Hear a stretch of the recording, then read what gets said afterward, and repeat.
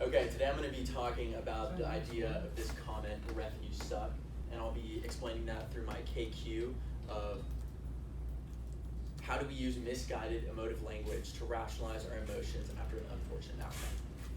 So as my primary RLS, this is a chant from Game 4 of the Milwaukee Bucks versus Detroit Pistons playoff game in April 2019. It's an issue. That's the first two games we said of this season. A big, bulky race playing through it. Okay, so that was the Detroit Pistons fans chanting "Ref you suck," and then Blake Griffin, who's a player on the Pistons, joined in. And so let's get this idea together with our KQ. How do we use misguided emotive language to rationalize our emotions? So let's break this down into the parts that I've highlighted. So first, let's do misguided about the ref you suck. So the whole idea of it being misguided is we have to separate the culprit of the unfortunate situation and the person who's the recipient of this emotive language. And in this circumstance, the recipient is the on-court referee because they made the call. But the true culprit is the Detroit Pistons, who are the worst regular season record in the playoffs, and they were playing the Milwaukee Bucks for the best regular season record. So it wasn't like they had the biggest chance of winning. So the fans obviously didn't want to direct this at their own players who were underperforming. They directed it at the referee. And the whole idea of this ref you suck chant, that's why I highlighted the you, is because it's inherently an ad hominem attack. Because once you chant ref you suck, you're disregarding all the actions that this person's made, and you're focusing on the person as a whole.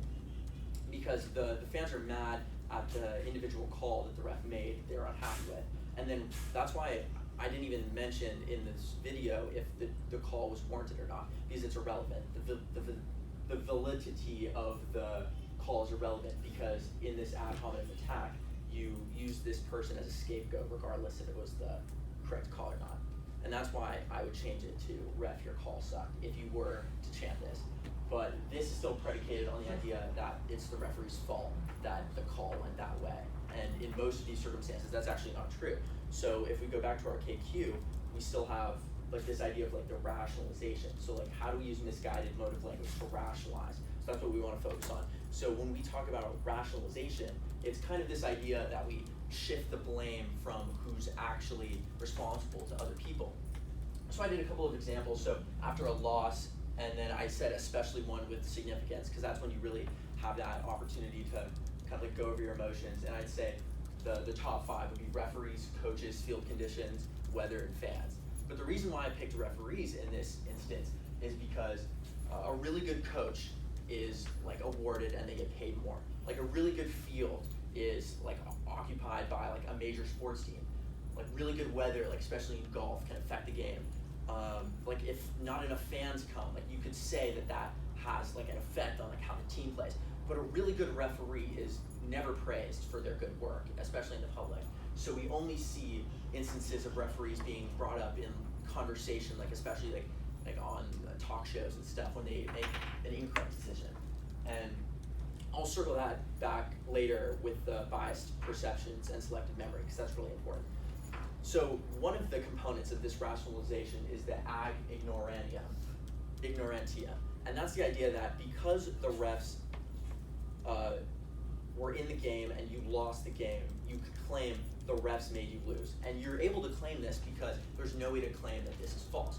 So that's why the refs, it's a really easy way to go when you're kind of trying to unpack the emotions. Because if you do say this, you could come up with evidence in your head and justify it. But because it can't be proved false, it's an example of this knowledge concept.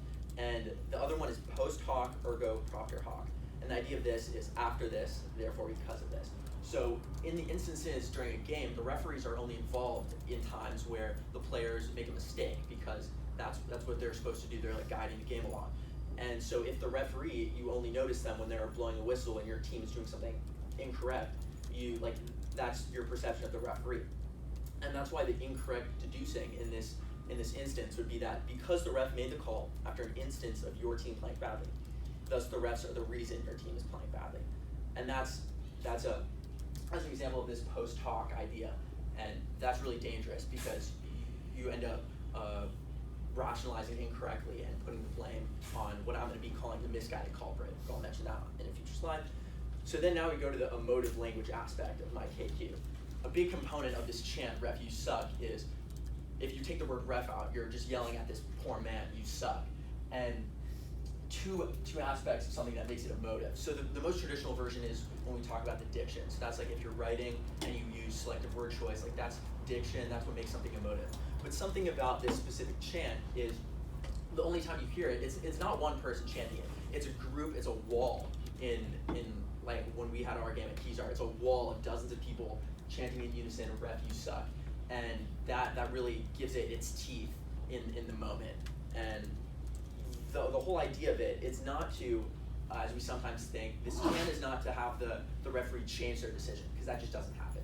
It's not to have the referee make decisions in your team's favor in the future, because if anything, it makes him not want to do that, because you're literally yelling, you suck at this referee. It's actually just to, in your head, rationalize the idea that maybe your team is underperforming, and then you don't have to put the blame on these players that like maybe maybe you've like grown up watching, like you don't have to like go to that place where you blame them. You could just use this scapegoat with the referee. And that's why I'm going to go back to my KQ, and then now we can finally answer it. So how do we use misguided emotive language to rationalize our emotions?